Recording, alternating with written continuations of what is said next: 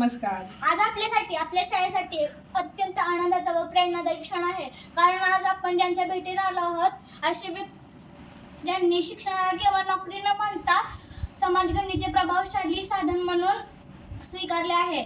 विद्यार्थ्यांच्या मनात जिज्ञासा पेरणे, शिक्षकांच्या हातात दिशा देणे व पालकांच्या अपेक्षांना अर्थ देणे असे त्रिसूत्री कार्य ज्यांनी आयुष्यभर प्रामाणिकपणे केले असे प्रतिष्ठित शिक्षण तज्ज्ञ आज आपल्या समोर उपस्थित आहेत.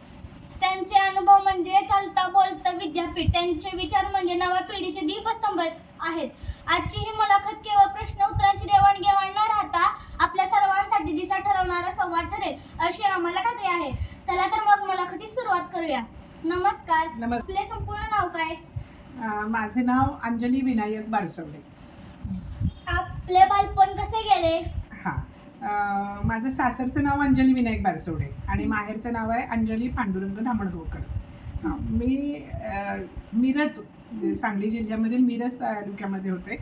माझे वडील सर्व्हिसला होते इरिगेशन खात्यात, त्यामुळे त्यांची बदली व्हायची. आम्ही सगळी भावंड, आई आणि आजी असे एकत्र राहायचो.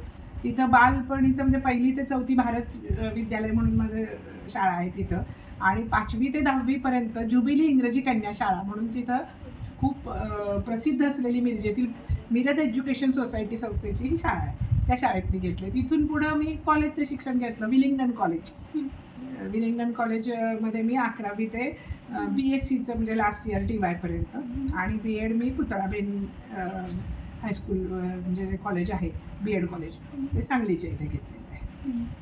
आपल्या शिक्षण क्षेत्रातील प्रवासाची सुरुवात कशी झाली? मला शिक्षण क्षेत्रामध्ये प्रवास करताना सुरुवातीला मी ग्रॅज्युएट झाल्यानंतर मला खरं तर वकिली करायची खूप इच्छा होती, आणि म्हणून मी लॉ कॉलेजला ॲडमिशन घेतली होती. पण तेव्हा लॉ कॉलेज हे संध्याकाळी असायचं. आणि त्या दरम्यान म्हणजे आमच्या वेळेस असं होतं की BA ग्रॅज्युएट झाल्यानंतर 1 वर्ष गॅप घेतल्याशिवाय BEdला घेता येत नव्हतं. त्या दरम्यान एक म्हैसाळ म्हणून तिथं एक मिरजेजवळ गाव आहे, तर तिथं जे होते त्यांनी त्यांचे एक आमदार होते मनोहर शिंदे म्हणून, तर त्यांनी त्यांच्या मुलीनं एक इंग्लिश स्कूल काढलेलं होतं. तर त्यांना तिथे इंग्रजी शिक्षकाची गरज होती, म्हणून त्यांनी 1 वर्षासाठी मला बोलवलं. आणि तिचे वडील आणि माझे वडील चांगले मित्र होते. मग त्या इंग्रजी स्कूलमध्ये मी 8वी 9वी 10वीला मॅथ्स आणि सायन्स शिकवण्यासाठी जात होते. आणि त्या दरम्यानच लग्न ठरलं तर ते पण शिक्षक, त्यामुळं आपोआपच मला BEd करून माझं लॉचं स्वप्न अपूर्ण राहिलं आणि मी शिक्षणाच्याकडे वळले. शिक्षण तज्ज्ञ होण्यामागे कोणती प्रेरणा होती? तुम्हाला शिक्षण तज्ज्ञ म्हटल्याबद्दल थँक्यू, पण मी एवढी तज्ज्ञ नाही, शिक्षण तज्ज्ञ नाही. पण मला प्रेरणा म्हणजे असं की मला असं वाटायचं की आपल्याला जे माहिती आहे ते दुसऱ्याला सांगावं. आणि माझे अभ्यासाची पण लहानपणापासूनची अशी पद्धत होती की मला जर काही करायचं असेल तर मी कधी एकटीनं अभ्यास केला नाही. मी कायम कोणीतरी मैत्रीणबरोबर असायची, आणि मग मी वाचल्यापेक्षा ना मी तिला वाचलेलं समजावून सांगताना मला खूप चांगलं समजायचं. आणि मग त्यामुळं मला आपोआपच असं वाटायचं. म्हणजे मी FY SYला असताना सुद्धा मी क्लासेस घ्यायची.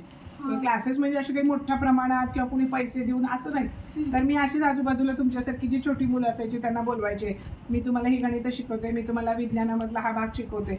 आणि असे ते माझे छोटे छोटे मित्रमैत्रिणी. म्हणजे मला शिक्षणाची आवड होती, पण माझा कल जास्त म्हणजे माझं शिक्षण हे BSc म्हणजे असल्यामुळे सायन्स मॅथमध्ये होते, पण माझा सगळा कल आर्ट्सकडे होता. मला कविता आवडायच्या, वाचन करायला आवडायचं. मी 9वीत असताना वि. स. खांडेकर मी पूर्ण वाचून काढला होता.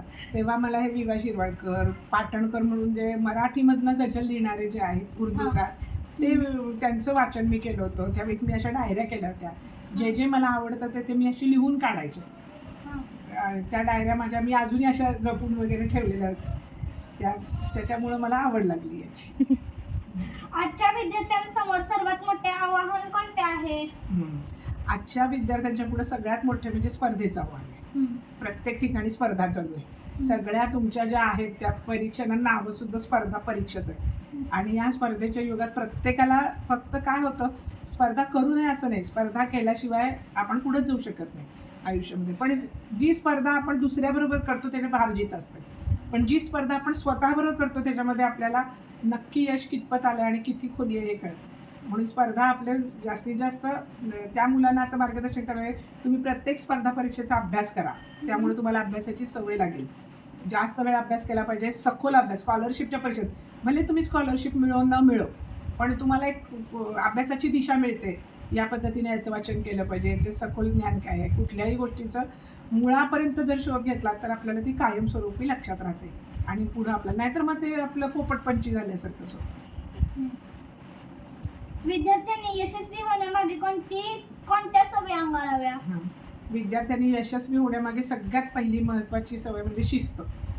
शिस्त म्हणजे काय, की नुसतं गप्प बसणे, न बोलणे, दुसऱ्याच्या खोड्यानं करणे, याला शिस्त नाही म्हणत. शिस्त म्हणतात, पण त्यामध्ये तुम्ही स्वतःला वैयक्तिक शिस्त पाहिजे.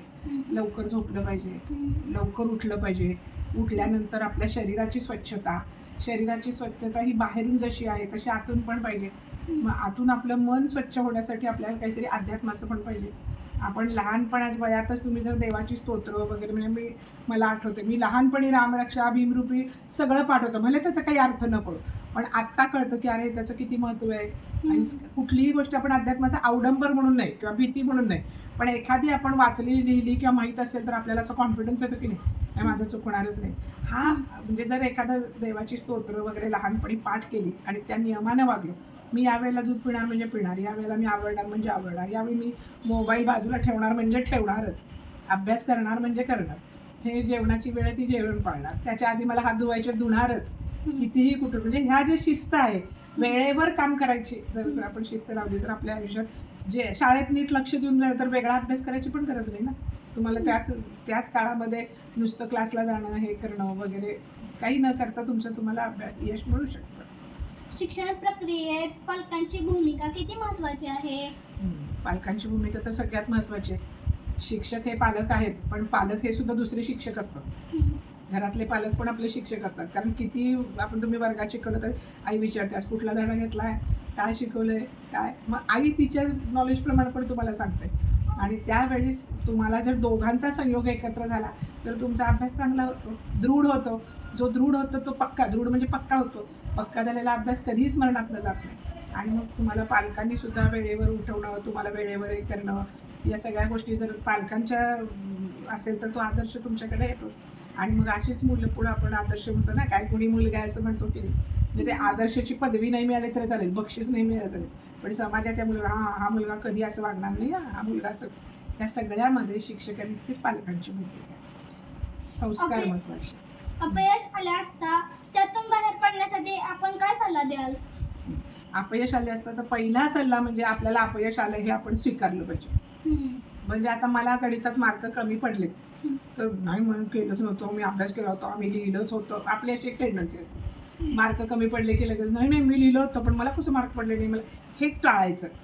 हां, ज्या अर्थी मला मार्क कमी पडले, मला मार्क कमी पडले ते मी मान्य केलं तर मग त्याच्यात सुधारणा होणार ना.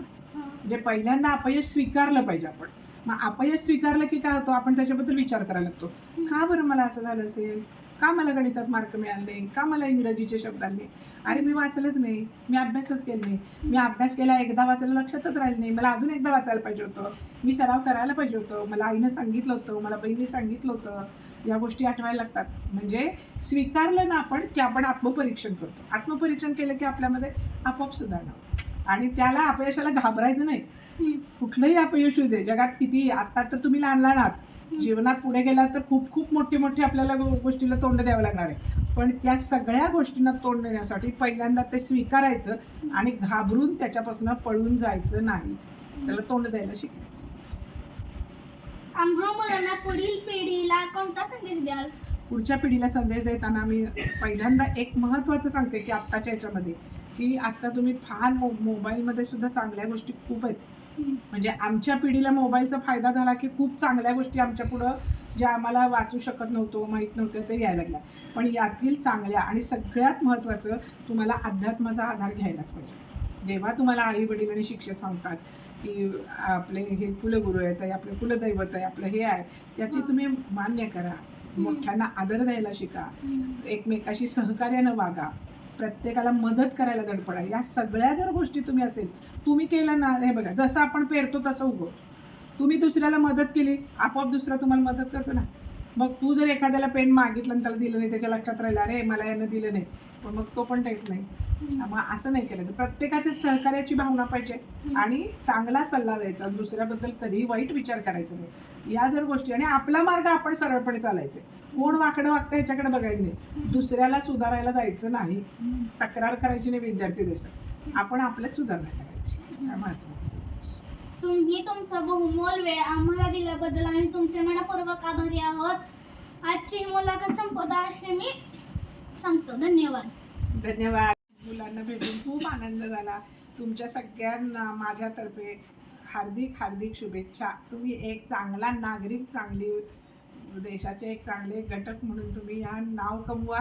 आणि त्यावेळी मात्र पुन्हा एकदा मला संधी द्या किंवा माझ्या पुढच्या पिढीला संधी द्या, तुमची मुलाखत घ्यायला येऊ दे, अशी इच्छा व्यक्त करते. आणि शाळेला आणि तुम्हाला सगळ्यांना धन्यवाद. धन्यवाद. काय